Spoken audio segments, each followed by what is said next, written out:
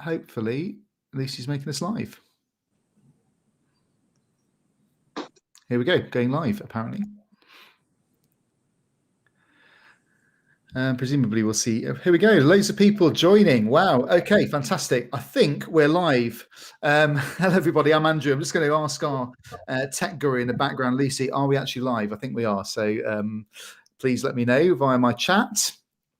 I'm seeing a lot of people joining this session. I can confirm we are live now. Everybody tuning in, welcome. My name's Andrew. I'm chairing this group careers panel meeting we were meant to have 3 people here, one of which Danielle has got some tech issues at the moment, but we're hoping Danielle will join us in a few minutes. In association with UK Junior Gliding, it's really nice for everybody to tune in today. Those that have registered, great. Those of you watching on YouTube as well, hello. We've had a lot of questions come in via Instagram. Here's Danielle joining us. Hopefully the audio is working. Hi, Danielle. And lots of other questions coming in via other social media channels. So we'll get on to answering those questions later. If you've got any other questions, please post them in the question chat here on Click Meeting. If they're coming in via YouTube, I've got somebody else who's going to be posting them here as well. So we'll try and answer as many as we can. This discussion is basically to talk anything and everything aviation careers wise. Not all of us have got backgrounds in every area of aviation, but we've got a lot of broad experience, which we think will really help people out there, young people getting into it, maybe some other people coming to it as a second career. Those that don't know me, I'm Andrew, and I'm a current airline pilot. I fly a 787 Dreamliner.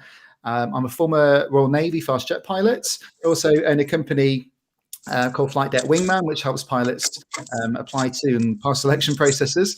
But that's pretty boring stuff. In the background here, we've got some amazing guests. Starting on the left-hand side of my screen, Tsungi. I'm just going to let Tsungi introduce herself. Hey, Tsungi, how are you doing? Hi, I'm fine, thank you. So my name is Tsungi. I'm an aircraft mechanic. I currently work on a long-haul fleet, and I'm an aspiring pilot. So I'm looking forward to taking part. Thank you for having me. Thanks, Tsungi. Great to have you. We're going to come back to you in a second. Nick, we'll let you unmute yourself and introduce yourself. Good evening. Yeah, Nick. I am currently a Royal Navy pilot on the F-35, but went through gliding and various other flying paths to get here, and we'll sort of talk through some of that this evening. Great, thanks, Nick. And I know we've got Danielle here who's got some tech issues. Danielle is, I don't know if you can hear us, Danielle. Are you there despite your video working? Yeah, I think my microphone's working. Excellent. Well, hopefully you'll get your video working. And Danielle, I think your internet in the RAF officers' mess is not working tonight. Is that right? That is correct, yes. Let you introduce yourself, Danielle. It's a shame your picture's not here, but say hi. Hi, yes. My name's Danielle. I've been in the Navy for 12 years now. I used to be a helicopter pilot flying Lynx helicopters, and I'm currently on exchange to the RAF flying Typhoon. Amazing, brilliant. So the purpose of tonight then is to get to know the 3 people and me, if you want to ask any airline pilot questions a bit more, and then get stuck into some of your questions that come in via the live chat. So please use the chat, everyone, to ask questions. I've got a whole page of them here that came in before the chat as well. So I'm going to kick off by going to Tsungi. I want to find out a bit more about what it's like to be an aircraft mechanic, aircraft engineer, and start really, Tsungi, by asking you, what did your family say when you first thought, hey, I want to be an engineer? What did your family first say to you? They were really supportive. It's always been an ambition of mine since I was a little girl. It's been my dream to be a pilot, aircraft engineer. So I think for them, the nice thing to see was me sort of, carrying that forward and actually still doing it. I know as a child, sometimes, our dreams change all the time. So they're really proud, and, my friends are really proud. And, I just hope to continue to, keep on making them proud. That's nice. And what about school life? Because I talked previously in other episodes of things like podcasts and stuff about school teachers sometimes not necessarily supporting people. How was your school life with sort of wanting to get into this new career? School, teachers were supportive, but applying for my apprenticeship, I had my school careers advisor who was not, she basically discouraged me, and she said I wouldn't get my apprenticeship. And I remember feeling a bit defeated because, I just want you to check my application. So the fact that she wouldn't even just do that and just said, oh, you're not going to get it, it didn't make me feel good at the time. So I'm so glad that I persevered and I just applied for it, and here I am today. That's something I'm going to touch on with Nick and Danielle as well, because I certainly remember at school there were some teachers really supportive, but some weren't. I mean, I remember being told, hey, not everyone gets to achieve their dream. And I just think, there's lots of young people, I'm sure, tuning into this tonight, but also perhaps some adults as well. And I think it's important for all of us as adults now to keep inspiring young people into these careers. It really makes young people are so impressionable, and it's so easy just to shut someone down, isn't it? And if you haven't got that determination that you had and that I had, then sometimes you might get shut down. But you went on to become an engineer then. So you went through the apprenticeship scheme, and it's National Apprenticeship Week this week, which is really cool. It's about engineering apprenticeships, please, Tsungi. Yeah, so the apprenticeship was a 3-year program, and for me, it was a perfect balance between theory and practical. I actually found that I grew as well as a person, because I was going around different departments of the airline maintenance organisation. So I was working with different people, exposed to different personalities, different types of work, which all in all helped me grow. And I also learned not only my trade, but more about the business and the standards expected from me. So it was overall a very good experience. And, I came out of my apprenticeship ready to, work as a mechanic. So I'm grateful for the experience I had. So for you, and we'll talk more about Nick and his sort of progress through academic qualification stuff. You didn't elect to go to university, so the apprenticeship scheme for you just felt like the right thing to do. That worked well for you. Yeah, I mean, at the time I'd looked into a degree and it just wasn't what I wanted to do. I wanted something more hands-on, and the apprenticeship ticked all the boxes in that respect. I've still got pictures from, my first time doing a wheel change and, all this being up close with the aircraft, and their experiences that I personally got from being on an apprenticeship that I would have never got had I been through uni. So for me personally, it was the better option. Again, like I said, the hands-on side to it, making my own toolbox in college to then trying to transfer those hand skills in the workplace. It was what I wanted to do, and it was perfect. I've seen people doing a wheel change, and I can't get my head around it when you've got this massive jet. And I don't even know quite how it works. I mean, presumably you've got to jack it up somehow. Yeah, no, we do. Pilot, don't know anything. What goes on? Yeah, don't keep process of changing a wheel on a big jet. No, I mean, it's great. And that's one of the things that, from apprenticeship, even if I did have that doubt, can I do this job? Actually, being on training and being encouraged by the highly skilled engineers that, I worked with and still work with to this day, it was nice, and it reassured me actually. And I was like, yeah, I can do this. So that was the other benefit to it, actually, doing the job, trying it out, if you will, and going around different departments, working out which department I like. Do I like being in the workshops? Do I like NDT? Do I want to work in the engine shop? Do I want to be on the ramp, or do I want to be in the hangar? So there were so many, experiences that kind of made me realize when I finished, this is actually what I want to specialize in. Yeah, so it sounds like you're like a massive advocate for these sort of apprenticeship schemes for people. Yeah, but I mean, it does seem. But you're also a woman entering into the engineering field, which is still dominated by men. So how was it? We're hearing a lot these days about STEM, science, technology, engineering, maths, but still, as a woman entering into that field, you're in a minority. How was it entering into that field as a young woman? I'd say it wasn't as daunting as I thought it was going to be. And I look back now and I think a lot of it is perceived pressure on my part, because, I felt I had to work harder than, some of my colleagues who I started with. In my intake, there was probably 7 girls out of 83. So there weren't very many of us. And the encouraging thing that I'm seeing now in the airline that I work for is the apprentices coming through, and I'm seeing so many more girls coming through. And it's nice to see that. I just hope that we have that balance, and I hope that young girls, and even for boys as well, that they feel that they can do this career if they want to do it. The only person that'll be stopping them is them. So go for it. Yeah, I think it's a real courage to enter into that career and to do what you've done with it so far, Tsungi. And I know you've also got other aspirations ultimately to become a pilot. So I'm just wondering, why did you sort of head out on the engineering path to start with, and not necessarily straight out on the pilot path? Like many, the financial side to it is a challenge, but that's all it is, a challenge. And I realized early on that from leaving school, I wouldn't have had the money to join an integrated program, for example. So, I put my curiosity about aircraft together with this apprenticeship being, coming up at the right time.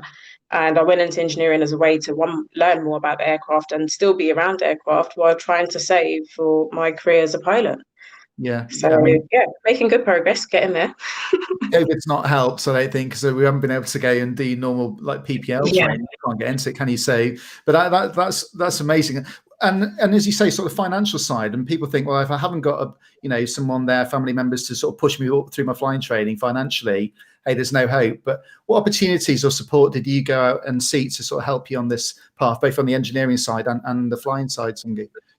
So from the flying side and talking to pilots, that's one thing I take advantage of is, when I see pilots, I ask them about their career and how they got there and any advice that they have for me. And through one of these conversations, I was introduced to the Air League and, subsequently applied for their 12-hour flying scholarship, which, thankfully I got. And, the support I've received from organisations such as the Air League has been so beneficial, again, just not only for my career, but for me as a person, down to the mentoring.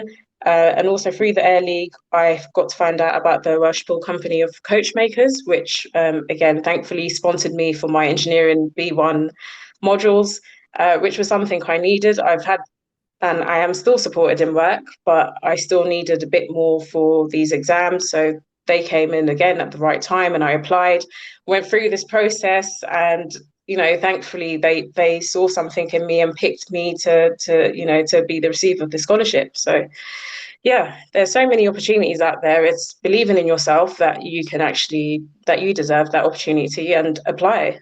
You only find out when you apply. Absolutely. I mean, I took advantage back in the day of an RAF flying scholarship. I think they're still going. It was quite a long time ago, 1992. I'm sure that Nick and Danielle might talk a bit more about scholarships as well. But yeah, there are loads of opportunities out there. And it really is up to you if you're a young person, whether you want to get into an engineering career or a pilot career, any sort of career really, particularly in the aviation field. There are organisations out there that do offer these sponsorships. And, you might not get it first time. Go again, keep going, be determined, keep working at it, because it really can make a fundamental difference. And I know people that have funded a lot of their flying training through these scholarships and sponsorship type schemes. You sort of touched on it there, Tsungi, but what would you say to any young people out there wanting to pursue an engineering career? Would you wholeheartedly recommend it as a career? Yeah, 100%. I mean, I love it. I mean, I still look around and, sometimes I just, when I'm working on an engine or when I'm in the flight deck, I'm like, I never take it for granted. So I love it. And I would definitely encourage, anyone to follow their dreams. The only person that'll be stopping you is yourself. And my purpose is to try and, get rid of that doubt that will tell you in your head, oh, I don't think I'm good enough, or, oh, I don't think, just go for it. Believe in yourself and go for it, run your own race as well. And also be kind to yourself in the process. Sometimes these things are not going to happen when we want them to happen. So don't be hard on yourself, work towards it, keep working hard, invest in yourself, invest in your dreams, and, it will all come together, but don't give up. Yeah, that's really, really good advice for all young people out there, because it's not, people could describe it as a linear path. It's not a linear path to where you're going in life in general, but certainly in this sort of career, there's so many different changes, ups and downs, what's happening now in the industry with this pandemic, there's always going to be bumps in the road, but I think that's really, really sound advice, Tsungi. And I've got a question for you, actually. How many bolts hold a 787 Trent 1000 engine on? That's what I want to know. We've got 4 mount bolts at the front and 4 mount bolts at the back. So 8 in total. How big are they? How big are they? They're size-wise, I'm not even sure of the dimension now, but they're big. They hold it. That's good to hear. Always worries me. I don't know if you guys have ever been flying on a 747, but I have when it's been a bit turbulent. So you look out at the wing and you see these engines sort of doing this all over the place. I mean, the 787 engines don't, thank goodness, seem to do that as much. But yeah, always worries me a little bit.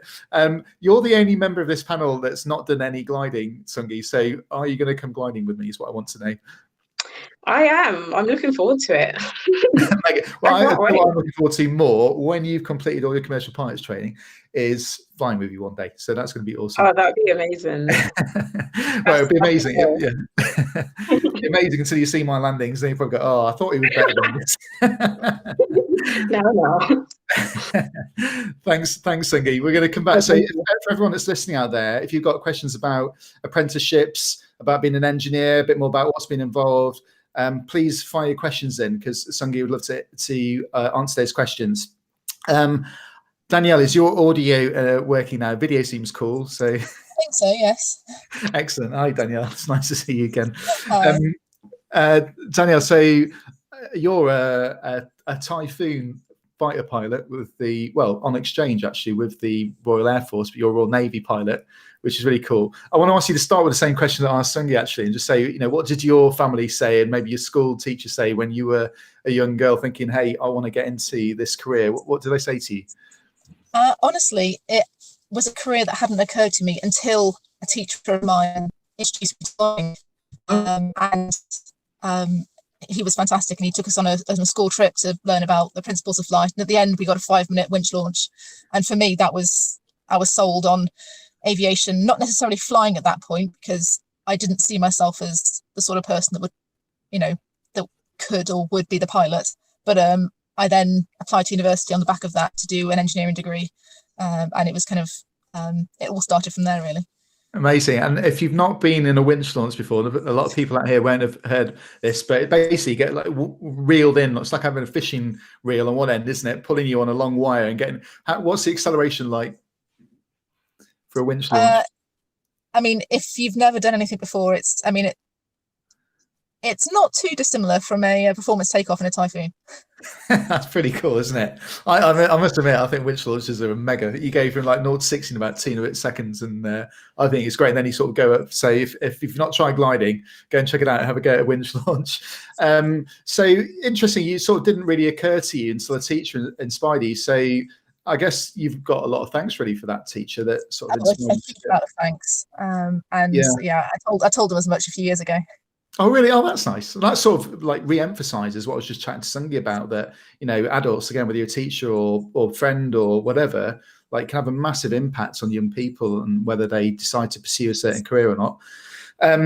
But can you tell us a little bit more then about this sort of move from gliding and going to university to do engineering, and then this process to join the military? How did that happen? So I went to university to do an engineering degree. Whilst I was there, I joined the University Air Squadron for 2 years because honestly, it was free flying. That was the only reason. I did it. Brilliant, isn't it? Yeah. And that kind of gave me a flavour, but without any of the kind of commitment of having to sign your life away to the forces. And I loved the flying. And as I approached my final year, I applied to the Guild of Air Pilots and Navigators for a PPL scholarship, which I was very lucky to receive. So the summer I finished my degree, I then did my PPL, and then the day I passed my final test, I applied to put my application into the Navy. Amazing. But you actually said to me before we chatted that you didn't think you were the sort of person who would get into the military. So why do you say that, Danielle? I think kind of growing up, all the things you saw on television and films and things like that all portrayed a very kind of, very young, very athletic, kind of alpha male type of person. Yeah. I'm thinking kind of, Top Gun. There wasn't a great deal of female fighter pilot representation in Top Gun, was there? Not really. Even comparing myself to some of the people I served on the University Air Squadron with, I never felt I wasn't as good as them, but I never felt as confident, I think, as them. So that's something that I think has been the main reason I didn't apply. It was just a lack of confidence. And of course you've run through the process, and how do you feel now flying a Typhoon compared to how you felt when you thought, hey, I'm not really the sort of person to join the military? Oh, I pinch myself every day. I really do. I love it going. I'm glad I went for it because, things could have been very different otherwise. What is it like flying a Typhoon, Danielle? It's a ridiculous aeroplane. It's got far too much power. I flew it today and I'm still smiling now. So. I don't know how many pounds. This is a bit embarrassing, isn't it? I don't know how many pounds of thrust exactly on a Rolls-Royce Trent 1000. So if you know, by all means, shout out. I don't. I'm not trying to put you on the spot. Don't worry. How many is it on the Typhoon when you've got sort of the full reheat in and you can have about 40,000 pounds. 40,000 pounds of thrust. I do know that's what a 757 engine had, was 40,000 pounds. Now 2 of them for like 250 people. So you've got one 757 engine for one person, which is pretty mental. It's no wonder it goes so quick, is it? You did apply to join the military, but and there's a few questions came in via sort of Instagram chat, etc., before we started today. And the military, I'm ex-military pilot as well, and sometimes while you're waiting for a course to start, it's called, you have a bit of a period of time, and sometimes that period of time could be a year, have been longer periods of time, and it's called a holdover. And that happened to you, didn't it, when you joined the Royal Navy to learn how to fly? So can you tell us a bit more about that holdover and what you did with that time, how it was, Danielle? Yeah, so quite a few people, the courses don't, when you finish one course, you don't directly start the next one. You have to wait for the next course to start. And at the time when I was joining, the military had just gone through a defence review, so there was quite a backlog of people being moved around. So I was told I'd have actually about a 2-year wait before starting my next course. And the military, said, well, we have a job for you down at Culdrose, it's a naval air station on the south coast. But it wasn't an overly stimulating job. And for a 2-year period, for a couple of months in the summer would have been perfect, but for a 2-year period, I wanted to do something a bit more, just a bit more interesting and, with a bit more kind of professional progression. So I made a few phone calls and sent a few emails and was allowed to start effectively ship driving training. So I went through the warfare officer training pipeline and was qualified as an officer of the watch on warships. So if you can explain that a little bit more to people. So when you join the Royal Navy, I don't know what happens in the Royal Air Force actually, but you join in a branch. And actually pilot branch is what they call the warfare branch, isn't it? But then within the warfare branch, you've got loads of other things you can do. So you can be a pilot, you can be a ship driver, you can be a weapons officer on the ship, etc. So there's all these different roles. So so you joined, I went off on this holdover as an officer of the watch. Can you tell people what that sort of entails, and like what sort of ships you were on? Yeah, so the day-to-day job is effectively you are on the bridge of the ship, overseeing the navigation and whatever evolutions that the ship's going through. So you'll do typically 4 or 6 hours at a time where you are in charge of the ship, which can be a bit daunting the first few times you do it. Yeah, but what sort of ships were you on, Danielle? So I did most of my training on a Type 45 destroyer. So they are kind of the Navy's newest, at the time, the Navy's newest ship. In fact, the ship I was on, we brought into commission. She was that new. Amazing. And then shortly afterwards, I spent about 5 months on HMS Ocean, which was a helicopter carrier. You're sounding pretty nails right now. So you've done the ship driving stuff while you've been on a holdover, and then you did start your flying training, and ultimately you went on to fly the Lynx helicopter. I did. Tell us a bit more about what it's like to fly a Lynx helicopter and what some of the cool things were, most memorable things of flying a Lynx helicopter.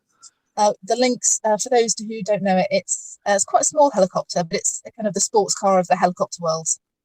It's very manoeuvrable, and it's still, I believe, holds the world speed record for the fastest helicopter in the world. And the way the Navy uses it is it tends to operate off the back of small ships, and we use it for all sorts of things. The deployment I was involved in, we used it for a mix of counter-narcotics, so drugs busting, and then disaster and humanitarian relief. And then during the hurricane season out in the Caribbean. Wow, that must have I guess that's one of the most rewarding parts of being a Navy helicopter pilot and going and doing those disaster relief missions, because I guess you're seeing exactly the impact you're having on people and how you're helping them. Without a shadow of a doubt, that is the most rewarding flying I've done in the military, because you can see the direct impact you're having on people who have gone through a very traumatic experience. And if I do nothing else with my time in the military, just knowing I've helped those people and done that in that role has been fantastic. I'm going to ask Tsungi, what do you think to helicopters, Tsungi? Do you think they should fly physically, or do you think that they shouldn't? I find them interesting. Have I been on a helicopter? No. So maybe, Danielle, we could make something happen. Gliding with me and flying helicopters with Danielle. There we go. Power. Yeah, absolutely, ticking all the boxes. And so, but you've done the helicopter flying, Danielle, and then how come you ended up flying fast jets, fighter jets? I was away on a deployment, and I had an email from the career manager asking him to call in because there was an interesting job he wanted to discuss. At the time, I thought he was going to send me somewhere unpleasant for a while, and so I waited about 24 hours before calling him. But when I did, it was asking if I fancied a crossover for a Typhoon exchange, which he was quite good. He wouldn't take an answer straight away. He wanted me to call back in 3 days once I'd had time to think about it. But it didn't take long to make a decision. It's taking every inch of me not to offer some banter towards the Royal Air Force here, because there's, for anybody that's joining with the military, there's one of the fantastic things actually about the armed forces is that it thrives on like people making fun, but all in a good-hearted way with each other, and it really draws people close together. So I have to be careful when we're trying on live things. It wasn't that dreadful going to join the Royal Air Force, and then you went through the process of crossing over essentially to go and fly jets. Which do you prefer then, do you think? I mean, you said the helicopter flying was some of the most rewarding, but I think the most rewarding flying I've done has definitely been the disaster relief. There's nothing I can really think of that can compare to that. But some of the most exhilarating flying has definitely been in the Typhoon. You can't really compare it to anything else in the civilian world, aside from maybe a winch launch, but it just keeps going.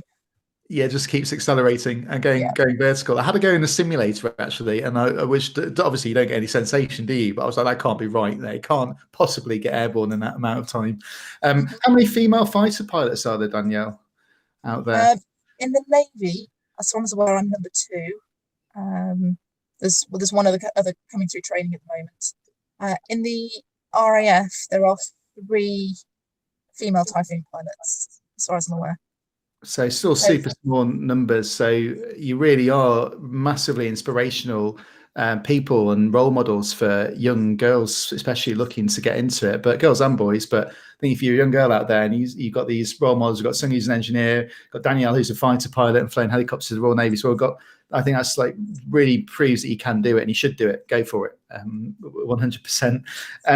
Which do you prefer flying then? Did you say probably sounds like you prefer flying a Typhoon, but it was more rewarding flying helicopters? They're very different. I mean, the benefit, the good things about flying helicopters are, the way you use the aircraft in its role, and also the fact you have a crew. And when we deploy, you go away for up to 9 months at a time with the same crew. So as long as you get on with them, you get to know each other really well as a team, and that in itself is fantastic. Whereas Typhoon, obviously, it's single cockpit, single pilot, so your team is different. Your team is aircrew in other Typhoons, so it's a different challenge. And I honestly can't really compare the two. They're so different roles, even though your job title is pilot for both. What you're doing and how you're using the aircraft is completely different. I think that's one of the other things that's really great though about the military is this whole teamwork thing. And I guess, Tsungi, you get that on the engineering side as well, because you'd be working in smaller teams, you're more familiar, whereas as a pilot, certainly in bigger airlines, you meet so many different people all the time, so you don't really get to know them as well. But I sort of miss that aspect of it, getting to know people and working really closely with them. So would that be true to say for you, Tsungi, working in an engineering team, that you get to know the people you work with a little bit more? Yeah, I mean, it's great. And, we all have, we all bring a different skill set to the team, and we work really well. And, we have a laugh as well, so it's really good. And, it's about having fun, but actually, safety is at the core of everything that we do. So that's always, our forefront. But we have fun as well. And they take my pictures as well when I ask, so I am a selfie queen, so they also like that to happen. We so do have fun, and it's great. And Danielle, would you say like the teamwork aspects of being in the military is something you enjoy a lot about the forces? Oh yeah, absolutely. I mean, it's kind of from day one going through basic training, you hammer in that, it's all about teamwork, and the team you work in changes. It could be a crew within an aircraft, it could be your engineering team outside the aircraft, it can be the ground ops teams. But without all of those teams, no one's getting airborne. And yes, there's a bit of banter between all the various teams, but it's a bit like a family. Kind of we can pick on each other, but no one can pick on the members of your own family. That's it, absolutely. And I think if there's anyone listening out again to this live chat this evening, obviously we've got engineers here, pilots here, but well, obviously, as Danielle and Tsungi are saying there, it is part of a big team, and there's loads of other roles you can get into. And just before this chat, we were saying, what other roles can we sort of help encourage people to go and look at? So things like being an air traffic controller, being a fighter controller, controlling fighter jets around, being a weapons system operator, being an armourer, so someone who loads missiles and bombs onto aircraft. There's all these really, really cool other branches, not just pilot engineering, that you can go and get into in aviation careers. And again, you know, go and try and find someone that has been in this role. Try and go to your local careers office. Go and visit a local airfield if you're wanting to get into it. Go and spend some time with the people that fix the aeroplanes. Go and spend some time with the air traffic control, even if they're just a tower controller controlling the local aeroplanes, and get a feel for what these people do, because you might find actually there's something really, really cool that you hadn't considered before. All of a sudden you go, do you know what? I really, really want to go and do that. So yeah, and I also meant to say to you three legends here, if you've got any questions that you think, well, I'm an airline pilot, it's not going to be as cool as your stories, I'm sorry, but because there'll be some aspiring airline pilots out there. If you think there's anything you might like to ask me, I'll come to the questions from everyone that's watching, and then please get stuck in. Danielle, what would you say to any young people out there looking to pursue a career as a Navy or Royal Air Force or Army, let's not forget sort of free services pilot? What would you say to them? I would say, you know, first point of kind of contact, get in touch with the careers office, and you can arrange visits to different places. Maybe COVID, it might be a bit trickier at the moment, but for anyone who's concerned that maybe they're starting the life away and things like that, so I know that's a concern that lots of family have as well. You know, you're not committed, you can go through the application process, go and visit some bases and stations and ships, just go and have a look, because you know you might get there and find it's not for you and it's not quite what you thought it was. But if you never take that step, and if you never give it a go, then you won't know that. So, you know, make an application, just, if nothing else, to satisfy your own curiosity. Yeah, do you know, it's interesting. I interviewed on a podcast I've got a guy called Magdi. He's a 747 pilot, or was a 747 pilot, now it's retired. But he actually went through RAF selection to get an RAF scholarship to go through university, and was successful, got offered the scholarship. But he realised actually when he was at the Officer and Aircrew Selection Centre that it probably wasn't for him. So when the opportunity was offered to him, he actually declined it. And he's had a fantastic airline career, and is an instructor, an examiner, but he realised it wasn't for him. But I think, as Danielle says, you know, all these sorts of jobs, don't let anyone say you can't do it. Go and give it a go. Like, dip your fingers into lots of different areas, because aviation is one of those careers that has got so many facets to it. And I think, yeah, just go and get stuck in and have a look at what's out there. Thanks, Danielle. We're going to come back. As for everyone that's watching and listening, I see loads and loads of questions coming up here on the right-hand side. And to Danielle, Nick, and Tsungi, if I'm looking away, I'm just glancing what's coming through at the same time, trying to multitask. It's a challenge. It's a challenge for me at my age. But I'm going to head over to Nick now. Nick, thanks to you for joining us. So Nick, you're an F-35 Lightning II fighter pilot. That's the latest fast jet to join the British military. So both the Air Force and the Navy fly it, and we've both got some good mates that fly that aircraft. But I mean, if you can rewind as well back to being at school and what your parents and your school teachers said, how was it for you? So it's an interesting one. I was in a very lucky position. In that growing up, my father was an airline pilot, and from as early as I can remember, I knew I wanted to fly airplanes. So I sort of grew up around aviation and knew, very lucky in the fact that, unlike a lot of kids that sort of go through school wondering what they were going to do, I knew I wanted to go into flying. But at the same time, the challenge I had was I didn't really have any clue of how to get into it. And my dad, with his airline flying background, it was all very different when he went through. So I'll be honest, going through school in particular, other than knowing I wanted to be a pilot, I had no clue as to what flavour of pilot or what route I was going to go down. So for you then, back in sort of you sort of forward wind a little bit, but you sort of found this pathway and through a bit of gliding as well, wasn't it? The sort of, yeah. So talk to us more about gliding and how that got you into flying. So about that same time, about school, so secondary school time, I'll be honest, I was not a hugely academic person. And I was starting to get distracted with everything outside of school and not really studying. And I think Dad got wind of this, and he knew that I wanted to go into flying. So he actually he bribed me at about 16 years old, and said that if I could get the grades in my GCSEs that the teachers were predicting I could get, that he would send me up to Lasham Gliding Club in Hampshire for 5 days to see what gliding was about. And I didn't know a huge amount about it. A family friend had said that gliding was a really good way to get into flying. So I did the studying. I scraped through the GCSEs with what I needed, and Dad dropped me off on a Sunday night at Lasham and left me there. And I did a 5-day gliding course, and that was the start of my flying proper, as it were. So was absolutely hooked from day one. By the end of the course, speaking to some of the members there, and they sort of introduced me to a cadet scheme that was running and said that I should apply for that, which I did, and I became a cadet pilot at Lasham, which allowed me to then go back and do gliding at a much subsidised rate, and it made it really, really affordable to do that. And then I just started building a lot more experience doing that, and that's how I really started. Yeah, I want to get. I mean, obviously, this event's been hosted predominantly by British Gliding Association, UK Junior Gliding, and I actually only got into the gliding side of things about 8 years ago.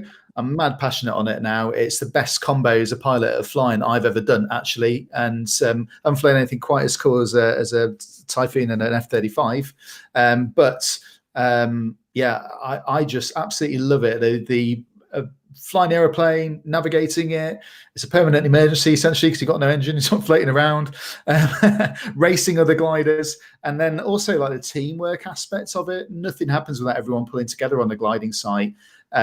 Safety awareness, there's so many amazing what we call competencies, and for those of you that pursue aviation careers, there'll be lots of talk about competencies, but essentially if you don't know what they are, they're skills that you have that enable you to do things safely and well.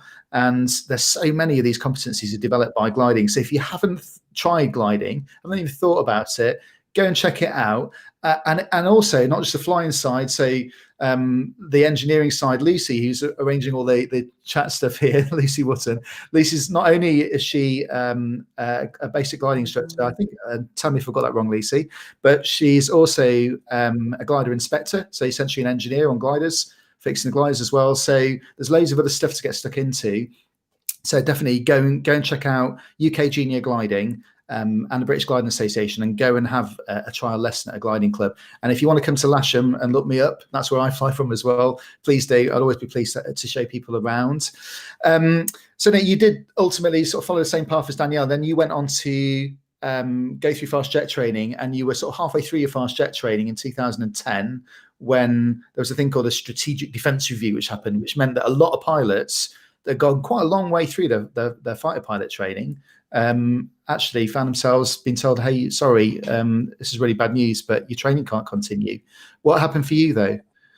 Yes, so that's exactly it. So I was just finishing what we call advanced fast jet training, which was still done actually at RAF Valley in Wales, flying the Hawk, and I was about to move to RAF Wittering to learn to fly the Harrier. And then they did these defence cuts, and we were told that the Harrier was being deleted from the armed forces, and that was that. So it was a bit of a brutal time. But then when it comes to flying, particularly with pilots, and the commercial sector is no different in this. There are just bad times that sometimes you have to just sort of weather, and this was one of them. And but I was very lucky in the sense that having just escaped the flying training system, ready to go to a frontline unit, not long after the Navy said, well, what we're going to do with you is we'd like to try and keep you flying jets for when the F-35 comes along in the future. Obviously, you need to tread water until that happens, and we'd like you to go on an exchange with the US Navy in the United States. So that was about 2011. I headed out to the States and did a little bit of flying training with the US Navy for about a year or so, and then started flying the F-18 with them. That sounds really, really awful. Very lucky. Can you tell me, do you do this cool salute thing, just before you get going? Did that happen? Hold Absolutely. On to every time. Salute everybody. I chatted to on my podcast, it's called For Flying Out Loud, if anyone wants to listen to it, to Royal Navy pilot who'd gone on an exchange tour. Scranners he's known as, Simon Rawlins, and he talks about doing that bit of a cheese, I suppose, a bit of a salute. Then the F-18, he says you hold on to this bar and then you just sort of, it's like an automatic launch at that point, and off you go. Exactly that. Yeah, that's exactly it. He went off the end and he said he was meant to check a whole load of parameters in the head-up display about what speed he was flying, everything that was going on. And he says, I'll be honest with you, Andrew, he said, I had absolutely no clue what was going on. He said, I was just laughing so much. I was so far behind the aeroplane. But that must have been an amazing experience to go and fly F-18s. How long were you out there, did you say, for, Nick, in total? So with the US Navy, I did 5 years in the end. So about just under 2 years of that was training. So we had to go and do a little bit of training to do exactly what you were just talking about there, to get carrier qualification, because that was a prerequisite to then flying the F-18 to do the conversion for that aircraft. So I did a carrier qualification on, very similar to the Hawk actually, but the American version of it, and on completion of that went on to the F-18 training unit, which took just under a year, or probably about 10 months. And then join the front line, which is what's quite unique about these exchanges, is we just get put into a United States frontline squadron, and you are just, other than the fact my uniform was subtly different and I speak a little bit funny in comparison, we're just another pilot on the squadron, and you just get stuck in like everybody else. It's a fantastic opportunity. I think for people thinking about any sort of aviation career, there's a lot of training involved. And I'm guessing, Tsungi, for you as well, even on the engineering side, but what are for people listening out, thinking about getting into engineering, what are the sort of processes for moving through engineering training, and how long does that take? So having done an apprenticeship, like I said, 3 years, the next step for me, becoming a B1 licensed engineer, was doing my 13 EASA B1 modules. Again, that's self-study, or you can do a course. It really depends on you, how long you want that to take. But to apply for your B1 license, it's 5 years experience that you need minimum. Or if you've done a university degree or an approved program, then it's 2 years. So there's, different options open to all as well. But it's a lot of training, and those 13 EASA, that's the European Space Agency, I think it is. I should know that as a pilot, shouldn't I? But those exams, 14 as a commercial pilot as well, to become an airline pilot. So that sounds like a similar process. Danielle, how long did it take you to get to the front line flying fast jets? Flying fast jets, it was a slightly convoluted route for me. Yeah. So it was probably front line, it's probably about 11 years in.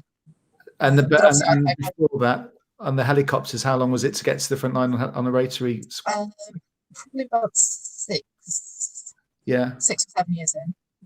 But again, I went and did driving before that as well. So. Yes, so I think for anyone that's also listening out for these careers as well, it's not a career you just go into and a year or two later generally. I mean, probably the quickest route, actually, if you had the money behind you, would be becoming a commercial pilot, because you probably could do that in about 18 months if there was good weather and good aircraft and instructor availability, and you passed all the exams and you had enough money in the bank to do it. But if you're looking at careers to join the military or careers to become a licensed engineer like Tsungi's doing at the moment, then it is really, really quite a long pathway, and it's worth bearing that in mind. It's something, but I'd say it's a lot of hard work and it does take quite a while. But I'm sure all of us here would say that, being in these aviation careers are like massively rewarding careers. Everyone's nodding. Hopefully not just for me, hopefully with me. So I'm going to go back to Nick. So you're whizzing around in F-18s for 5 years totally, you said, I think? Yeah, exactly. But you mentioned that you weren't the most academic of people, and like Tsungi went through the apprenticeship scheme and didn't go to university. You elected also not to go to university. So why did you make that choice, and did that make any difference? So yeah, as I said, I I was getting distracted, to be honest, especially by the time I got to college. Lasham and gliding and wanting to do more flying was a huge distraction. And I think my main reason for not going to university was I could not work out, if I went to university, what I was going to study. And I just thought, unless this is something that I am really passionate about doing, I'm going to get distracted, and it's probably not going to go too well for me. So I ended up taking a gap year. Half of that gap year, the summertime was up at Lasham doing some flying. Lasham offered me the opportunity to do some tug pilot flying and converted me to power as a result. So that's how the power flying started. And then I think what was great, and you mentioned it earlier about the gliding clubs, is as well as the teamwork, it's the communities that are there. Lasham is one of the biggest gliding clubs, certainly in the UK and in the world, really, with a huge membership. But it's not unique to Lasham. All gliding clubs have a nice spread of membership.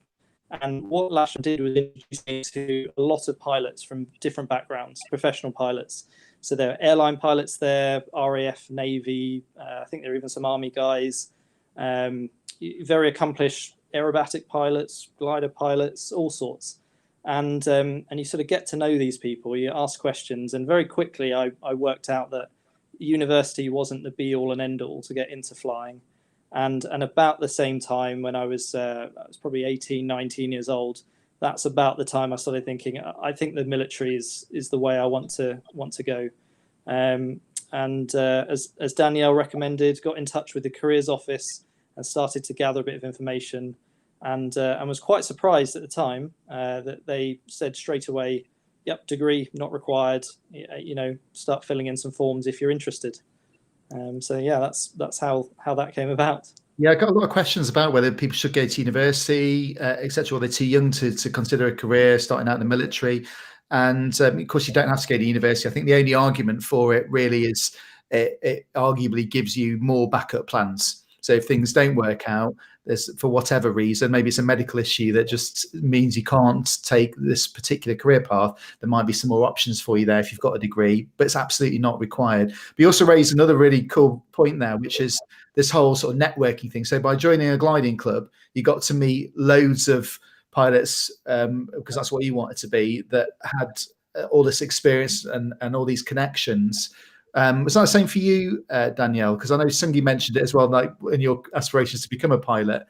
But for you, Danielle, did you find that when you were in the gliding, that actually it was a really cool place to sort of network?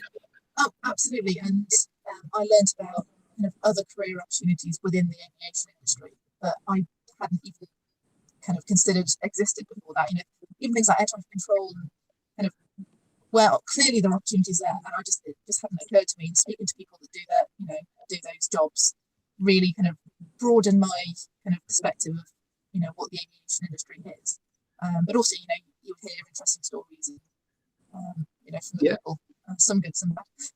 Yeah, absolutely. And I think particularly the bigger clubs, it is a brilliant way to learn about all sorts of areas. I think I probably know someone from every particular area of aviation I can imagine at Lasham Gliding Club, because there's so many members. So if you want to go and talk to someone about being an air traffic controller or an engineer or a military pilot or an airline pilot or something, some other form of airfield maintenance, airfield ops control, whatever it is, there's someone there that knows about it, can tell you about it, and actually might even lead to some opportunities. I mean, you get to fly tow planes, Nick, as a result of them saying, hey, do you want to be a tow plane pilot? And then going and getting some free flying doing that. Talking of free flying, Tsungi mentioned scholarships and bursaries and things. I think you did as well, Danielle, but I might have got that wrong. And you also, Nick, you took the opportunity to go and look at some bursaries and scholarships. What's your experience of those types of things as well? Yeah, absolutely. So Lasham offered the cadetship, which was probably the biggest one I had for the first few years, and really allowed me to get a lot of flying experience. And I used that towards the tow plane ratings as well, and converted across that way. So that helped. I think the advice for everybody is just to especially now that you've got the internet and all the information that's out there, is just search for what's available. There's some really good websites that I'm sure that Andrew, you can link to everybody to go and find where all this information is. But as Tsungi mentioned, and Danielle, you've got GAPAN scholarships, you've got the Air League, junior gliding. There's all sorts of bursaries out there. One that I pursued before I joined the Navy was through the British Aerobatics Association. So they did a scholarship to offer a lot of aerobatic training, and for those that have got powered experience or fly with PPLs, you'll know how expensive aerobatic training is. And I didn't get that. I was unsuccessful, but it was an awesome experience. I still got to do some very cool flying with some awesome people as part of that, and I think that probably it made me a better person as well. From a young, probably quite cocky 19, 20-year-old, to get told that I wasn't actually that good and there are much better people out there. But it's worth doing. You've just got to apply for everything and see what's out there, because it's out there to support you and get you into things. 100%. Everyone that's sending questions in, Lucy has been an absolute ninja here in the background, pasting loads of questions that are coming, I think probably from YouTube. So we will get around to these questions, everyone. Nick, can I ask you, what's it like flying the F-35? What's it like as an aeroplane? Is it like it strikes me as maybe being a bit of an out-of-body experience almost. It is. It's fantastic. It's very similar to a lot of the sort of analogies that Danielle's explained with Typhoon. So it's got an engine that is just far too big for itself. Unfortunately, we've only got one, so haven't quite got the performance that the Typhoon has. But again, we've got it's an engine that can put out best part of 40,000 pounds of thrust. Wow. Jet can go 1.5 times the speed of sound, and it's a fantastic aeroplane. So in terms of raw performance, it's got what you want. But the main thing which you sort of hit on there is it's a next generation, or what we call a 5th generation aircraft. So it has some of the most modern technology that we can put in it. And as you say, you've got lots of cameras now, part of the helmet system, so you can put the cameras onto the helmet and do wacky things like look through the floor, and there's a lot of quite cool computer game stuff really that is now just day in, day out of flying the aircraft. I'm not sure I fancy that, sat there in a 787 just looking through the floor. That doesn't sound good at all. But also, I'm just thinking back now to my first jet days, which were a long time ago, but even like the safety equipment people looking after the tech that you put on your body to go flying, because you're pulling 9G. And for people who don't know what it actually means, I mean, the force on your body are incredible. In fact, I can hold my hand up and say I've never pulled 9G, pulled 8G, but it's pretty intense. And this really, so you got G pants you put on, your neck, no problems. No, one of my necks so bad. And this helmet, like you say, we can look through the floor, you got stuff projected inside the visor. And the safety equipment team looking after that. I mean, that's a whole role in itself as well. So again, even more cool roles to get into. It is, absolutely. And they're hugely important jobs as well, because the sort of flying that we do now in Typhoon, in Lightning, it's, we put the aeroplane in places where humans aren't supposed to be. And we are 100% reliant on that kit to keep us alive. So as you said, the Gs, where you're reliant on the equipment to keep you conscious, so you don't go for a nap as you're pulling a lot of G. And then all the oxygen equipment, because we fly so high, especially Danielle and Typhoon up in, up to 50,000 feet, relying on that kit. And we've got very young, very talented 18, 19-year-olds that job it is to make sure that stuff works, so that I come home at the end of the day. Amazing. So again, for young people listening out there and thinking, I don't know if I want to be a pilot, don't know what else is out there. There are so many cool things within this aviation career that you can get into you maybe not thought about. The engineers that are working on the F-35, Nick, are they sort of come from sort of legacy aeroplane, or have you brought in new people in to look after the jets? It's a mixed bag. Some have transferred, but there is a big influx of young blood now coming through. And it's really opened up a new way of engineering. So it's as I'm sure Tsungi's seen with the more modern airliners that are coming into service now, far more computer avionics and fault diagnosis. So a lot of the engineering now is it's attracting people with a lot of IT skills or computer networking background because they're familiar with that. Yeah. Whereas if you've got engineers that have come across from Harriers and Tornadoes where they're used to changing out big components and getting greasy and oily, the F-35 is not really the same anymore. It's very much more computer download type stuff. So. Do you find that, Tsungi, then working on the newer type of aircraft like do you work on the A350? I know you work on the 787. 787 at the moment. A350 is on my list, but 787, I love it. It's got groundbreaking technology, unlike what we've seen before. You obviously fly it, so you know what I'm talking about. Hope so. It still it still gives us the hands-on opportunity, but yeah, I mean, it's got so many exciting, cool features down to the fact that, for the electronics, they're so powerful. So it needs liquid cooling. It's got electric brakes, the circuit breakers. A lot of them are virtual, unlike your conventional aircraft, which they're on a panel and you go around pulling them. I mean, you still have to pull them and lock them the same way. But, so there's so many features around that. And, like what Nick's saying, maybe you've got engineers that work on older aircraft adapting with the new technology. Don't get me wrong, they still do, but it is a bit more of a challenge. Yeah, I can imagine. It is a lot of tech, like the electric brakes or things that is brand new tech. So most big jets, well, I don't even know what the Typhoon, the F-35, but if they've got hydraulic brakes that slow them down, is that right, Danielle? Yeah. Whereas the 787 is electric, so if you have a hydraulic failure that might have otherwise affected the brakes, doesn't make any difference to us because they're electric. So which is pretty cool. Electric start on the engines as well, so we don't need to use the APU, the auxiliary power unit, to start the engines. So there's lots of really cool tech. Like I say, there's circuit breakers. You can go to a page, you can actually click on a thing and it remotely pulls the circuit breakers. There's no actually pulling physical circuit breakers.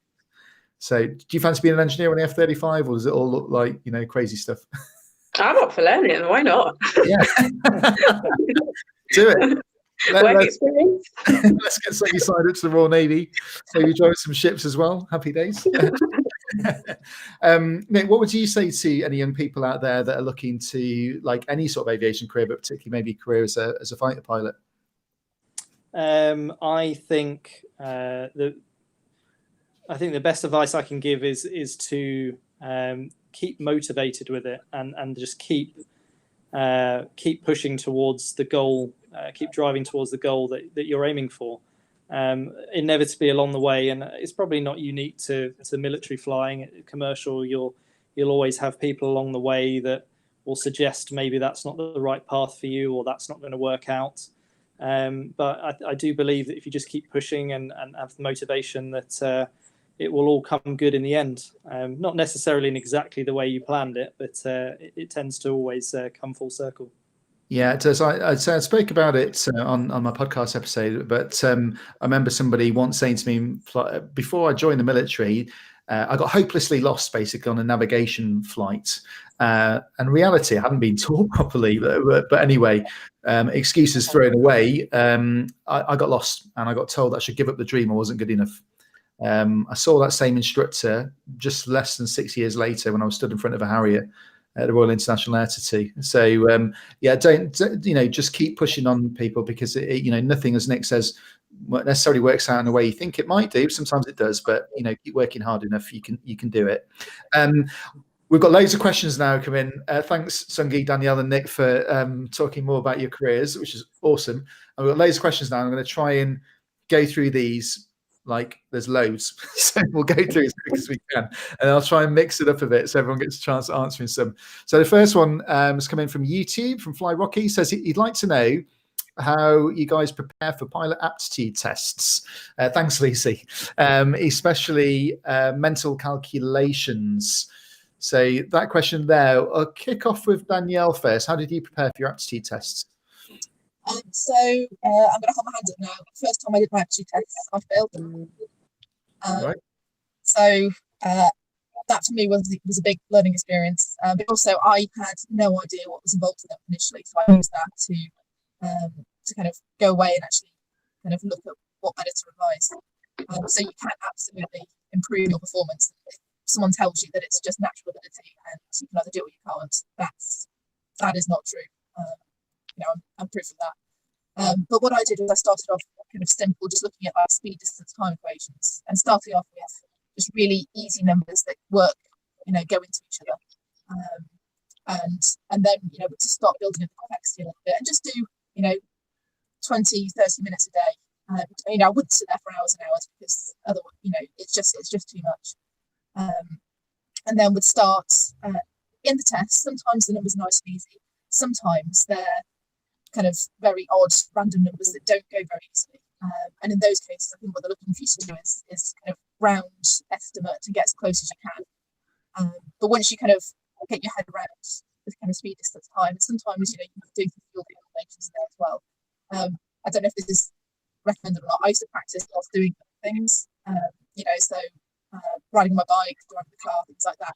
Just because you're having to, in the aptitude test, they get you to do several things at once, and that's one of the exercises that happens in a kind of simultaneous environment. Yeah. So start easy, increase the complexity, and then start trying to do them while you're doing other things. Yeah, absolutely. I practice really is so important with those aptitude tests for Fly Rocky and anyone else listening to those. Just as Danielle says, just practice loads.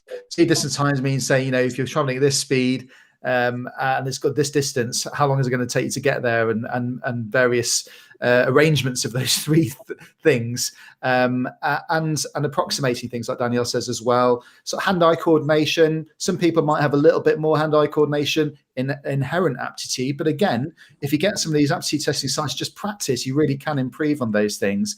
But certainly if you're going for military pilot selection, the time, distance, speed stuff comes in a lot during military pilot selection stuff, and things like a fraction of an hour. So if I say to people what's a tenth of an hour and they don't know immediately it's 6 minutes, or 12th of an hour is 5 minutes, then probably you haven't done enough work. So, and like Danielle says, practice these calculations, practice your basic maths, because there's a lot of that stuff goes on, not just for the aptitude test, but also real life as a fighter pilot as well. If you can test people to do it under pressure as well, because the whole point of the test is to stress you out and see how you cope with it.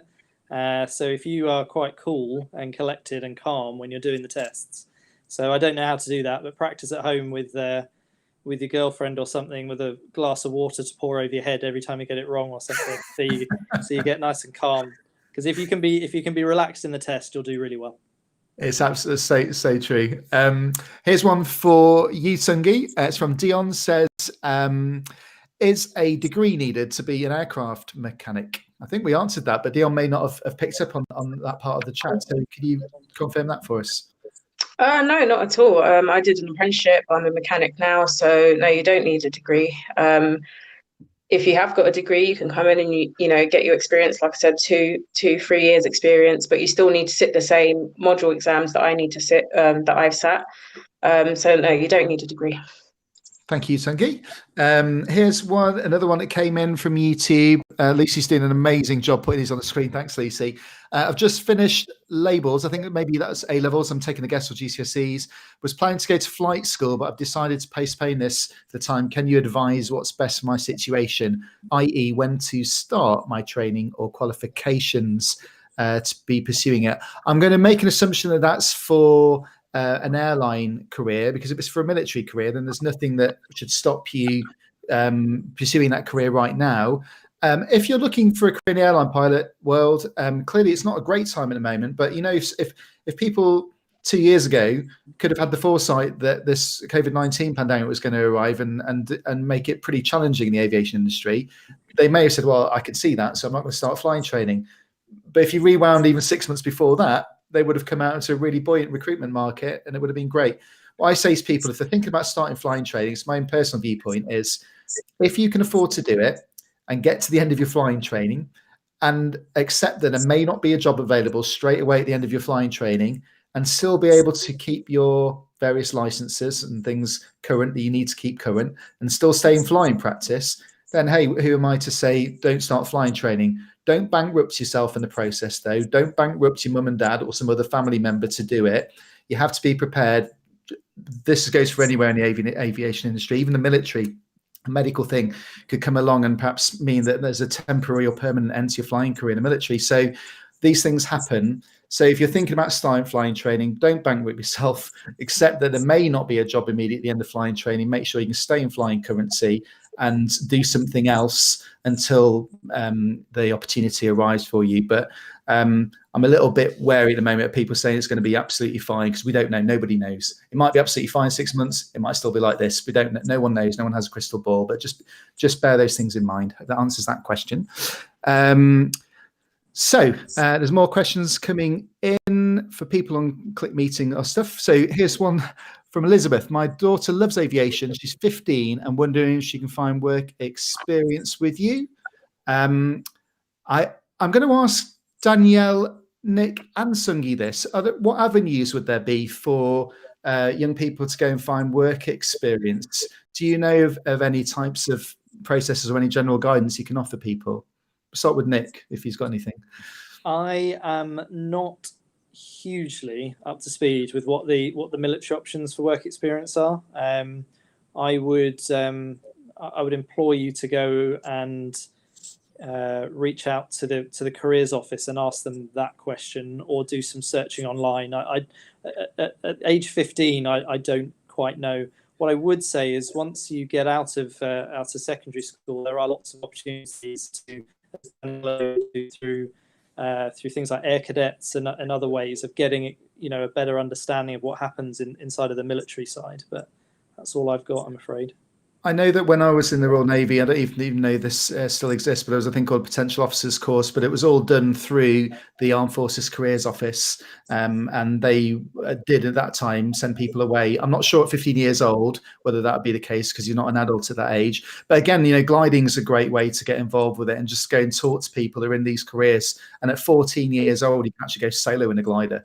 So it's a great place to go and speak to people and get some real experience and knowledge. What would you say, Danielle? Do you know of anything that you could suggest for this guy? Any work experience kind of on the squadron. However, I have been involved in potential officer course candidates doing weeks gliding courses with the Navy. I'm not sure if they're obviously not probably running at the moment, but we used to take, I think, up to 12 students, all under the age of 18, for a week. That was down at the Stolens, but I assume that's probably moved. Now, because I know that gliding club has moved. That was all sponsored by the Navy, but it's all potential naval officers, well, not just officers, actually, but potential naval recruits. Yeah. So that's something which I'm happy to look at the details, I think. Thanks, Danielle. What I'll try and do is, sorry, Danielle, your line's not brilliant, and I keep speaking over you. I'm sorry. I'll try and do is on the flightdeck.wingman.com website, which there's a link in the comments. I'll try and create what we call a latest post. There's a latest post page which has loads of stuff. I'm going to try and link to some sponsorship opportunities and some suggestions about where young people can go to get this sort of work experience. But again, gliding is a fantastic place, because someone there will probably know someone who can take on some experience somewhere doing something. So definitely get out there, network. Tsungi, what about you? What would you say on the engineering side? Are there any opportunities out there? Yeah, so certainly at the airline, there's opportunities for work experience, not just in engineering, HR, various departments. So it's a good way to come into the airline and start thinking about, what do you want to do? Because it's not just engineering, there's other departments. And even as an engineer, it's not just hands-on, technical engineer, cabin engineer, structures engineer. So it's quite diverse, and it's a great opportunity. So they advertised pre-COVID. There were advertisements for it for different times in the year to work with a school. That's something with British Airways, where they were doing something when they got groups of young people together and showed them around various departments, and had, I think, something like even weeks work experience working in lots of areas within the airline. So you've just got to, none of this falls on people's laps. You've definitely got to get out there and look for these opportunities. But there definitely are out there. I guess we'll just have to wait for this lockdown to end before we start seeing more of these opportunities. Yeah. Thanks, Tsungi. So the next one is to work around no Navy pilot recruitment. I'm considering joining the Navy initially in another role, observer. That's like a navigator in Royal Air Force terms, with a view to retraining as a pilot after a number of years service, as I know others who have done this. Do you know how often this is allowed, and any advice? Thanks, Safine. Okay, so 2 Navy pilots here Let's start with Nick again. What would you say in terms of that? I would, to be honest with you, I'd be very cautious about that. I wouldn't. If you are going to consider a job and think that you'll do it for a period of time and then potentially be able to switch, it might not happen. So in your example there, it's very rare, I would say, for observers to switch back over to pilot, particularly these days, because the training pipelines are quite long and the training's very, very expensive. So if the Navy are going to train you to be an observer, which, by the way, is an absolutely fantastic job to do, I would not say that it is a second a second role or anything. I don't think it would be. I wouldn't bank on being able to switch back. So my advice would be, if you are considering doing that, all the things we've talked about, speak to the careers office, get on a potential officer's course, use contacts to go and find out as much as you can about that job, and make absolutely sure that that is a job you want to do, and don't just use it as a stepping stone to something else, because it might not happen. Yeah, thanks for that, Nick. The next question, I'm frantically messaging Lucy here to tell her which questions are coming next. How was your transition from military to civvy flying? I saw that one come up, and then this one. I'll answer the previous one that just flew up there. How was transition from military flying to civvy flying? It's a military term for civilian commercial flying. Yeah, mine was it's a pretty smooth process in terms. It depends on how much flying hours you've got, and whether you were a rotary pilot, for example, or a fast jet pilot, or a multi-engine pilot. I was a fast jet pilot. My process was around 6 weeks of flying. It still cost me the best part of £25,000, I might add, which is still a drop in the ocean compared to people starting from scratch, but a fairly smooth process. What I would say is, if you're wanting to become a commercial pilot and you want to just use the military system as a way to piggyback becoming a commercial pilot, probably not the best way to do it. If you want to be a military pilot and not a commercial pilot, I would suggest. But go and check it out. Like Danielle said at the beginning, go and figure out whether you like these roles or not. But certainly, if you are an ex-forces pilot and you look to move into a commercial flying career, it's a slightly smoother path generally. But you're going to come to it later in life, and there's a whole other topic on that on how you progress in the airline world. But you might come into the airline world at sort of 38 years old, with lots of people that have been in it since they were 21 and more senior than you. So it's something to bear in mind. Thanks, Lucy. You can chuck up that next question now. So how many hours would a frontline fast jet pilot expect to do in a year? Could I throw that one over to Danielle, please? Yeah, so I think it depends on the Typhoon force, whether you're deployed in operations. If you go away somewhere, then your hours increase.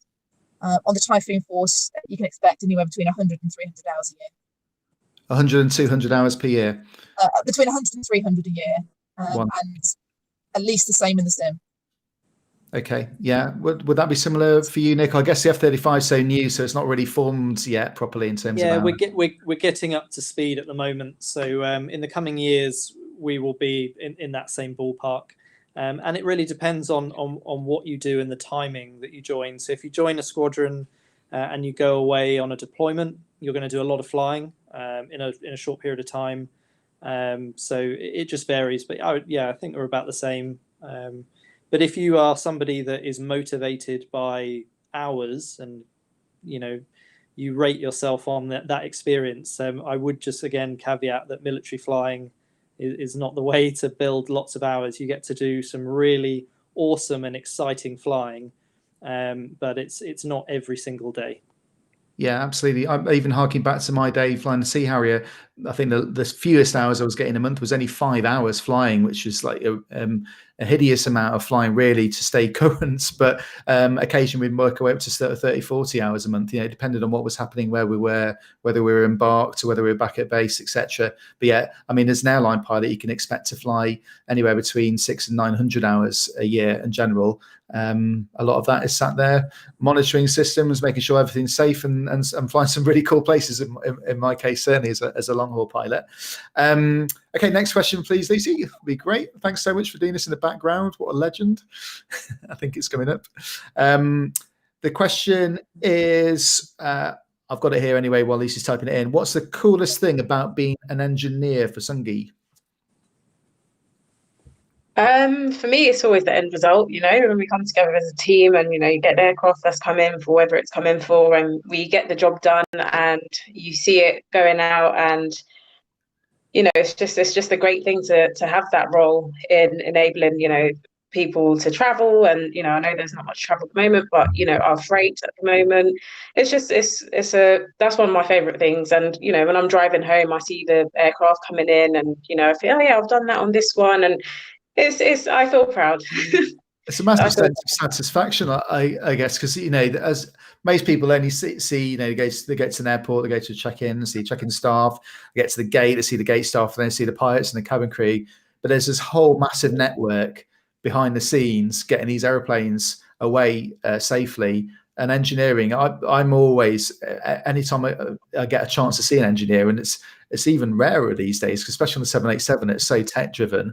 But I'm always asking, what does that mean? What have you had to do on this? We talk about something I'm going to say as simple as a wheel change. It sounds like when you change a wheel on your car, but it's not, is it? And then you start thinking, right, I've now got to open up the cowlings on this massive engine and start having a look inside the engine. I mean, that's a massive weight of responsibility. But that must be something you really enjoy, Tsungi, I guess. Yeah, I'm really proud of it. And, for all of us, we work to a certain standard, and, there's redundancy in the systems themselves, and also in how we work. I do something, someone will come and check it. They've done something, I'll check it. So from that point of view, we're always conscious of, safety and making sure we maintain that, and it remains our priority. But, in terms of people working in the background, people don't realize that I work on a night shift, and sometimes, we're doing all these jobs at night so that the aircraft's ready in the morning, similar to the dispatch team, the people that come around and de-ice the aircraft. And it's a huge effort for everyone that's in the airline. Everyone has a role to play to enable that end result, which is the plane taking off and going wherever it's going and coming back home again. And you raise a good point there as well. So aviation careers happens around the clock. If you want a 9-to-5 job, go and get a job in the bank or something. But if you're working, whether it's in the military or in the airline world, as an air traffic controller, as an engineer, as a pilot, as an ops person, then you're always going to be working on shifts. And it can play havoc with your body clock. So definitely bear that in mind if you're thinking about that. Right, next question is from Harry. Says, how has COVID affected flying training and holding? Do you think the Typhoons service will be extended due to defence cuts, etc.? Thank you. You're welcome, Harry. I'll hand that over to Danielle, the Typhoon pilot. Yeah. With regard to, sorry, the first part of the question. You can throw that up again, Lucy. That'd be great. With regards to holding, there are some significant holds in the system at the moment. There's no denying that. I've been quite lucky to escape most of them, but I know a number of people who have, holds in excess of a year between courses, which isn't great. Some people are lucky and able to make the most of them, and I think, there is some scope to try and achieve things in those, and I think that's the kind of thing that, the opportunities are there if you want to try and kind of hunt them out. And I think Nick probably, would probably echo those comments. With regards to the Typhoon, obviously I don't know what the kind of military crystal ball holds for the future. I would expect that it would probably get extended similar to the way the Tornado did in some roles, but not necessarily in all. So as F-35 takes over certain capabilities and future projects take over those, it may get extended in particular disciplines, but not necessarily in all. So, you said on your holdover that you went and drove ships for a couple of years, which was, for most pilots in the military, or especially in the Navy, it sort of fills you with dread, really. I'm just going to do that. But you made the most of it and had some really cool experiences during the time, and probably ended up enjoying it, I dare say, Danielle, more than you thought. I did. I really did enjoy it. But not everybody has the same experience. Some people don't enjoy theirs quite as much. But at the end of the day, it's all experience, and they're still getting paid for it. So. Excellent. Thanks, Danielle. Next one I'm going to throw Nick's way, which says, I'll be starting around 100 hours solo hour building soon. Do you have any recommendations on how to use that time best? Oh, the first question is if you're asking what the best way of doing it financially is, or what to do when you're doing your hour building. I think what to do when you're doing it, Nick, that would be the coolest way, because people just go and get into assess and just fly places, which is cool, but there are other things that you can do with aeroplanes. What would you say? Yeah, absolutely. Well, I think it's what you want to be doing is, your objective is not just to get 100 hours, it is to try and broaden your experience and develop yourself as a pilot to be as competent and experienced as you can be with those 100 hours. So look at pushing yourself and do things that maybe you haven't considered. So once you have got the competency to do it, then start looking at aerobatics, I think, is a way to go. As I mentioned earlier, it's expensive, so look at sponsorship opportunities to do that, or potentially doing it through various schools that might offer those sorts of things. But the biggest thing is just try and broaden what you're doing, and as Andrew says, don't just go burning fuel doing laps of the countryside. Just make sure it's actually worthy flying, and you're learning everything from every flight you do. I mean, yeah, I mean, if it was me, even if I said, well, I can't justify going and doing a tailwheel conversion or going and doing an aerobatics course or something else, I'd go, well, I'm going to go and fly to this remote farm strip and land there. Or I'm going to go up to the Highlands of Scotland and fly around the mountains and learn a bit more about what it's like to do that safely, etc. So go and make the most of because actually that hour building for people that are looking to become commercial pilots is a really fun time. Some of the most fun flying you're ever going to do, because after that you get into an airline, which is cool, but it's not the same. You don't have the same degree of autonomy. You're getting told where to go and what to do and sit down. So right, the next one is for Danners. I'm going to make an assumption that's Danielle. Very cool to hear your story again, having watched the ITV TG documentary. Curious, you mentioned your career manager offered you fast jet. How often those opportunities come across to restream? So restreaming means moving from one branch of flying, like rotary flying, helicopters, to fast jet flying. So how often do those opportunities come up, Danners? So they go in fits and spurts. I know there's myself and 4 others who were asked to come across from helicopter flying to fixed wing flying. I think at the moment we are the only group of people in the Navy kind of doing that. So they're not, I wouldn't say they're very common, but I do know kind of over the course of my career, I probably know 20 pilots maybe who have done similar things, and whether that's going from observer to pilot or rotary wing to a fixed wing pilot. So the opportunities are there, but you can't guarantee in your career that you will get offered one. Yeah, and what I say to people as well, I mean, I can understand, because I was this young kid that wanted to go and fly fighter jets, and I can understand people thinking that, well, actually going and flying helicopters is somehow not as cool as flying fast jets. Now I know better, of course, and we've heard from you today, Danielle, how rewarding flying a Lynx helicopter, particularly on like humanitarian relief, was. And actually, I was pretty what they call maxed out flying a Harrier around. My brain was working. You were talking, Danielle, about getting people to do mental arithmetic while they're doing other tasks. And flying a Harrier, that was my brain all the time for that hour and a half I was flying it, whatever. And I thought to myself one day, actually going and flying helicopters, I think. Not that it doesn't mean you're going to be maxed out all the time, but I actually think maybe I would have enjoyed it more. I don't know. That was a different type of flying, and like I say, working with a crew and not just sitting there on my own in the jet. And so I would say to people, don't think that somehow you're a second-rate citizen flying helicopters or multi-engine aircraft in the military, because that is absolutely not the case. So and the same is true for being an observer.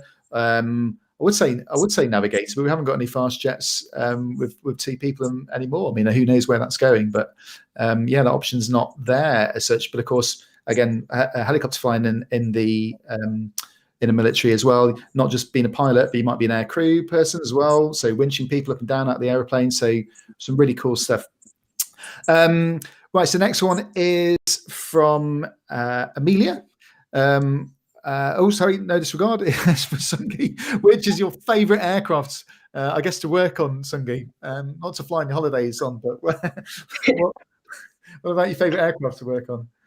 787. That's always, that's a special aircraft to me. I remember writing about it when I was in college, towards finishing my apprenticeship. And I remember when we received our first one, I was there to sort of wave it in with my little flag and all excited. So, I've been through this journey with it and actually work on it now for the last few years. And it's the first aircraft I've done a type course on as well. So yeah, it's my favorite. Amazing. There's one bit of really cool stuff. I think this is true anyway. Tell me if it's total rubbish. But when the wings flex in flight, you can actually put a piece of string between the wingtips and they won't touch the top of the fuselage.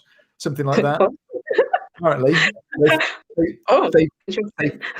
that much. And actually, if anyone's it has had to go in a glider, you'll also see that glider wings flex a lot. And there's a scary amount in some gliders as well. But it's all totally normal. That's because of the new technology, say carbon fiber tech in 787 and 350 and stuff, has allowed them to have that sort of technology. It allows the wings to bend so much.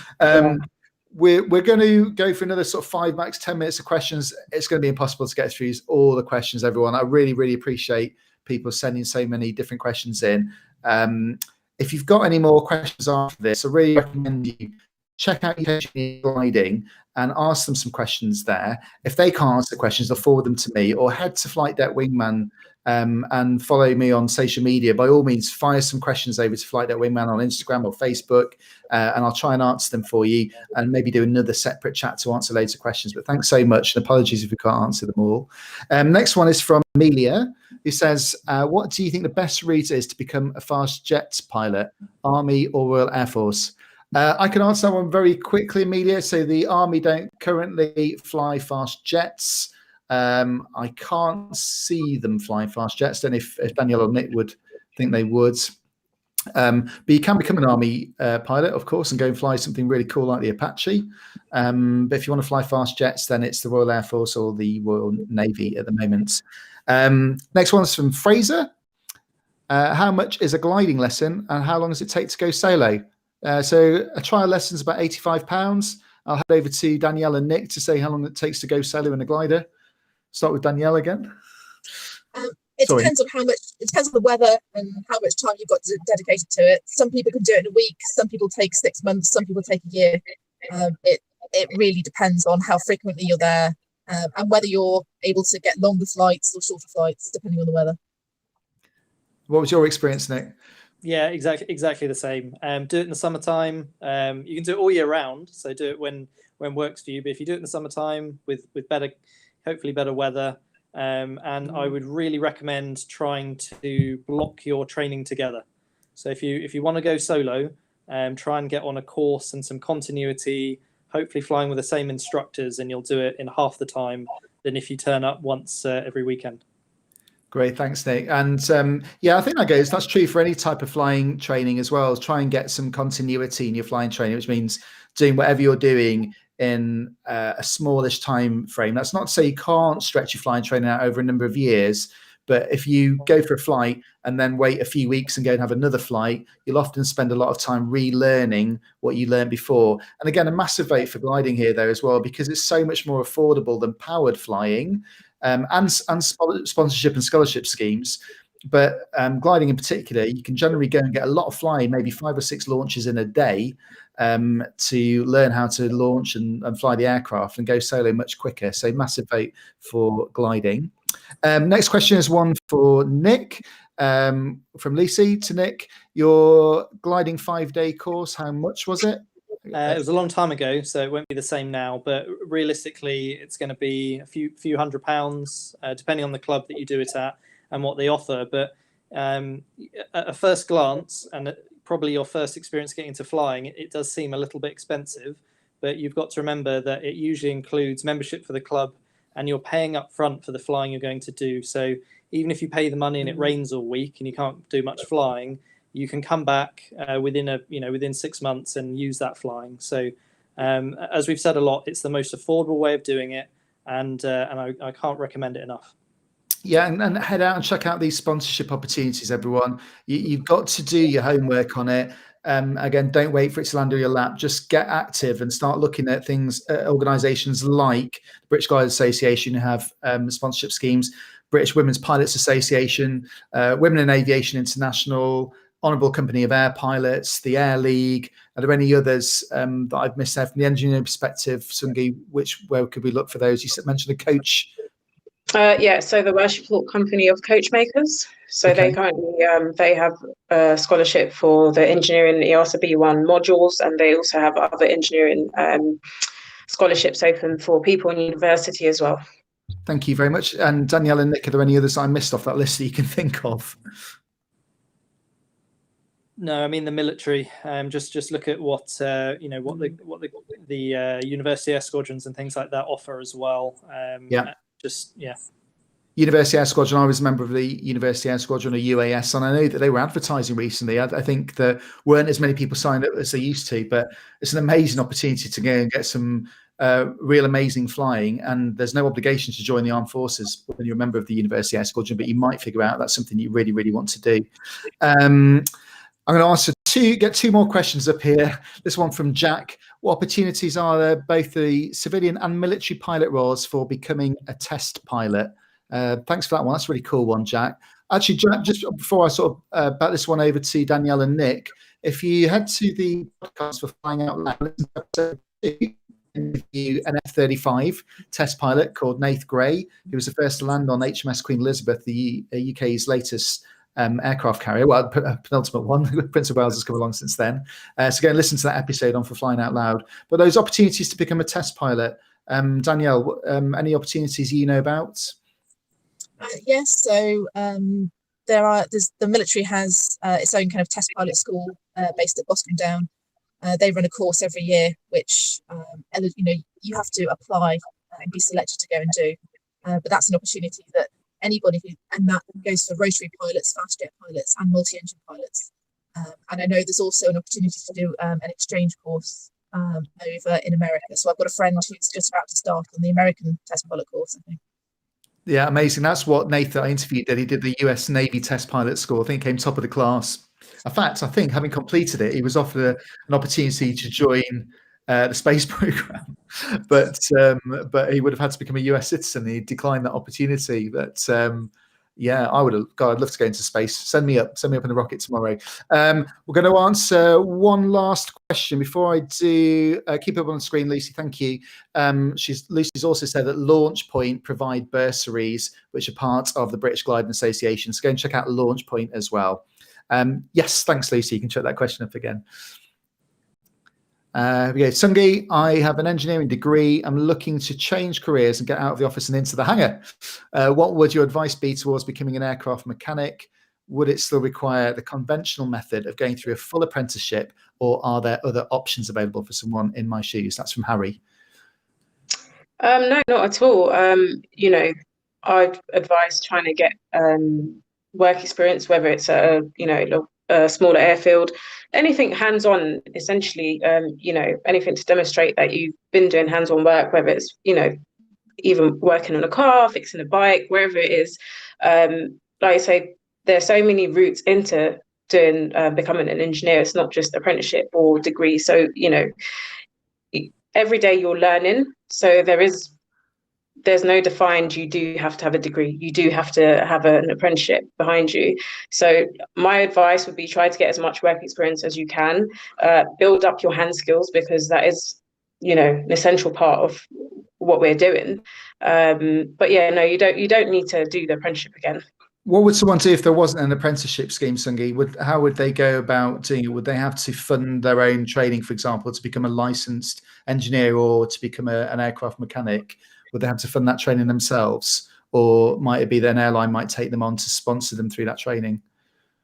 So in terms of the training, so like I said, you need 5 years hands-on experience working on an aircraft. So the first thing would be to try and get a job as an aircraft mechanic. And the thing that's going to help you even if you haven't been through an apprenticeship, is demonstrating that you have got hand skills. What have you done to build up your hand skills? And in your own time, you can do these B1 modules or B2 modules, which are your avionic modules. B1 is mechanical, B2 is avionic.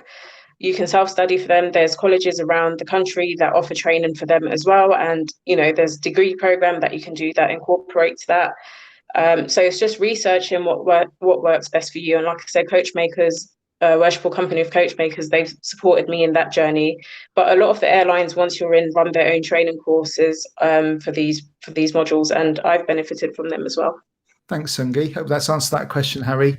Everyone, well, I think we're going to wind this up now. I've been going over an hour and a half now. Time flies by. We'll be here probably for 3 or 4 hours answering all these questions. And again, sorry we can't answer all of them. We'll maybe do another event, but please go and check out UK Junior Gliding. Feel free to contact me at Flight Deck Wingman. I just want to sort of leave with some closing thoughts from everyone on the panel here. Thanks again, Nick, Danielle, and Tsungi for joining in on this live chat. There's been so much amazing information. I wish I'd had this actually as a young person trying to get into an aviation career, because it just seems like just a massive thing. You've got no idea what it really involves. Nick, what would you say to any people listening out here now? Any sort of last thoughts from you? Get out there. Not, if you can't do it in person, get out there on the internet and engage with people and ask questions and network. Because especially now with social media, you'll easily be able to find RAF pilots, Navy pilots, any flavour of pilot you want. If you don't ask the questions, you won't get the information you need. So send people messages on social media. I get very few people ask me questions, but if they do, I'll tell you the truth and give you as much guidance as I can. So use those people that are out there and get the information you need to go forward. Brilliant. Thanks, Nick. What about you, Danielle? What do you say to people? Yeah, similar thing. If once you start to get to know people within the industry, it gets a lot easier to find the information you need and to learn about events, scholarships, bursaries, things like that. So, go down to your local flying club, cafe, going down to the local gliding club. If you can find groups on social media, do that, and you'll start to pick up information just through osmosis, just through being around and liaising with other people. Yeah, do. And at first, I think sometimes as a young person, it could be pretty scary to go to some sort of flying club or a gliding club or something like that, especially if there's not. And that's one of the fantastic things about UK Junior Gliding, is that there's always someone there that's going to welcome you from that community. But, even if it's a little bit frosty at first, you're not quite sure, you don't really feel like you fit in, spend a bit of time there. Someone will come on and help you. And then you'll finally get to know people a bit more. More people will help you. And it really, really is valuable getting to network, as Nick and Danielle are saying. Tsungi, what would you say to people out there? Don't be afraid to apply, and, again, don't make excuses either. I know it's easy to just, maybe I won't get accepted, or maybe this, maybe that. Put that voice of doubt aside and, just go for it, apply. And, organizations such as the Air League, join them as well. They hold events such as, pre-COVID, of course, Young Aviators Dinner, which is a great way to network, people from different backgrounds, and, you've just got one interest, which is aviation. So, it's not just the scholarships, it's about, the opportunities presented in terms of networking as well. So, yeah, go for it. Thank you, guys. I just want to say from my perspective, for young people out there, don't let anybody say that you can't do something. You really, really are controlling your own destiny in a lot of this, and there will be bumps along the way. Things may not work out the way you thought them might do, or maybe they will work out exactly as you thought they would do, but don't let anybody tell you can't do it.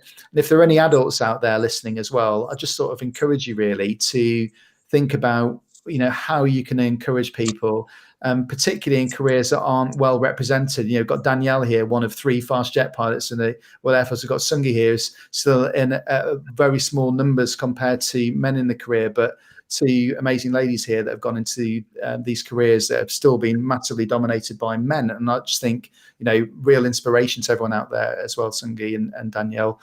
Nick, obviously an inspiration as well for everyone. But if you're an adult out there, please do think about how you can encourage young people. But I'd like to thank everybody for tuning in this evening.